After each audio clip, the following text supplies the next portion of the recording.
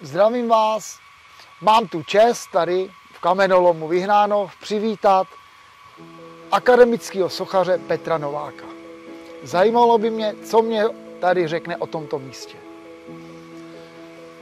O tomto místě řeknu asi tolik. Je pro mě nesmírně důležitý, protože svoje myšlenky směřuju kvalitnímu materiálu. A ten nalézám tady. Ten kámen je přírodní materiál a tak pochopitelně má různé sorty.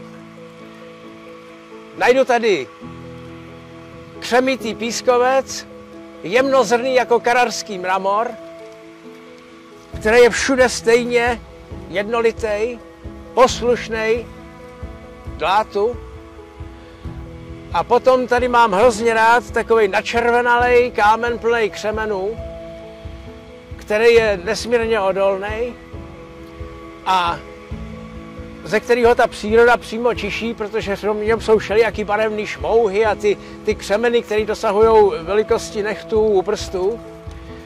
Tady bych si dovolil dokonce ho doporučit památkářům, protože třeba v Praze se používal velmi často žehrovák. Kámen, který dneska se netěží. A ty barokní sochaři dokázali se s těma křemenama, které v něm byly, vypořádat tím, že když už vlastně ho nechali vystoupat těsně nad povrch, tak ho jednou ranou dláta přesekli a ta plocha toho křemene tvoří vlastně povrch ty sochy. A takový kámen dneska se nahrazuje vším možným, jenom ne tímhletím Vyhnánovem, který vlastně mu je strukturou nejbližší. A zároveň pro ty pražské podmínky by byl taky nesmírně odolný. No takže chtěl bych říct, že ten kámen tady si může vybrat každý podle svého gusta. Pokud chci vymodelovat třeba jemnou tvář Madony, tak si vemu ten bílej zdejší kararský mramor. A když chci udělat sochu monumentální, která má vypadat přírodně a která má třeba evokovat lidský tělo se všema jeho žílama a s tím prokrvením, tak si vyberu ten načervenalej kámen s těma křemenama. Teď jsme v ateliéru, kde tvoří pan Novák ty svoje díla.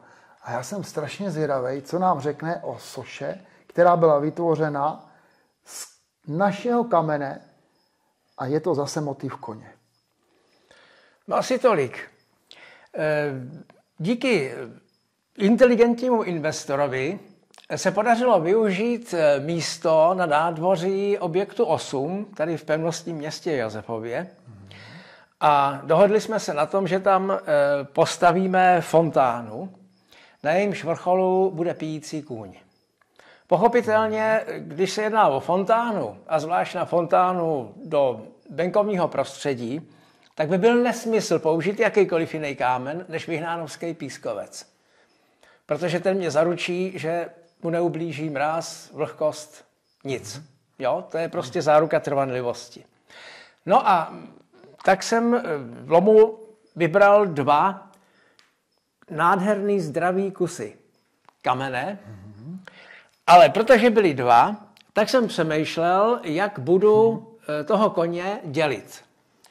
Byla možnost udělat tam neviditelnou spáru, která by se časem stejně stala viditelná. Potom jsem začal uvažovat o tom, že bych tu spáru udělal přiznanou a nakonec jsem úplně změnil na to názor a udělal jsem ho, jako kdyby to byl přírodní útvar někde v Adržbašských skalách.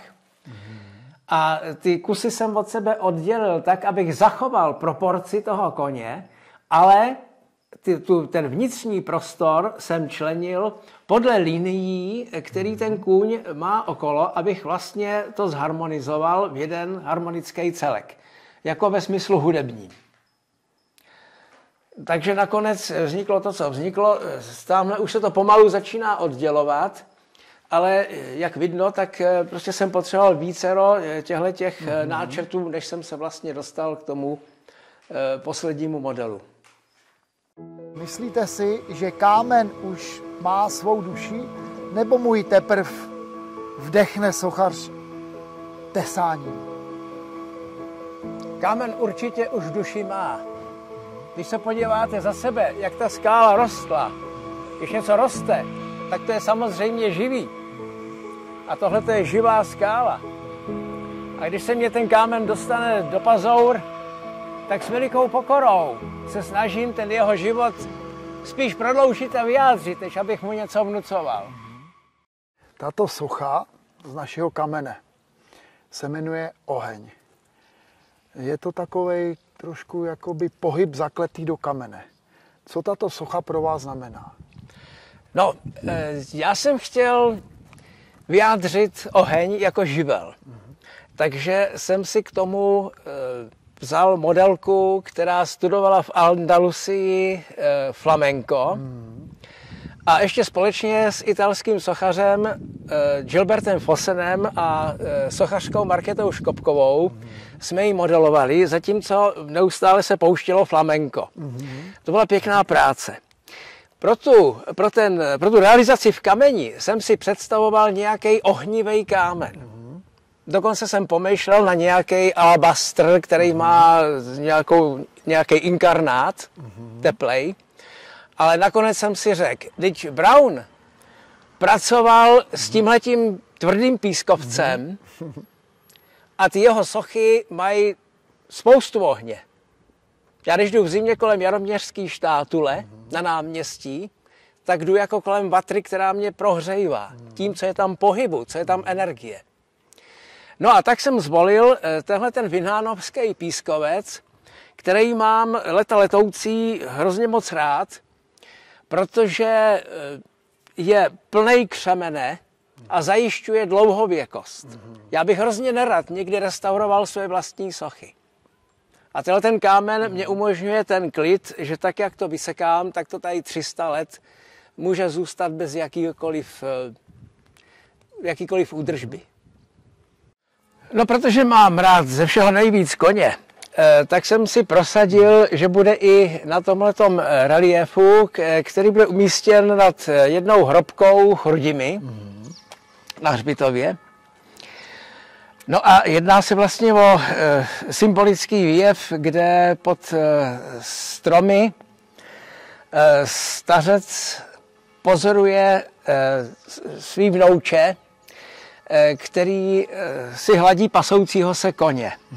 Krásně. Takže je v tom, mělo by v tom být jako hodně života. Jo? Tady čouhá z kořenů toho stromu nějaká urna. Stařec je ještě na tomto světě a tady je jeho naděje. A je v tom i akt nějaký lásky, sympatie, prostě dobra, který životu dává smysl. Takže když je ta socha pořádně promyšlená, nese nějakou myšlenku, která povzbudí člověka, která mu něco dá, jako třeba krásná hudba, tak mě rozhodně záleží na tom, aby byla z trvanlivého materiálu. Z krásného, ale trvanlivého materiálu. Proto já se potřebuji opřít o tyhle skály.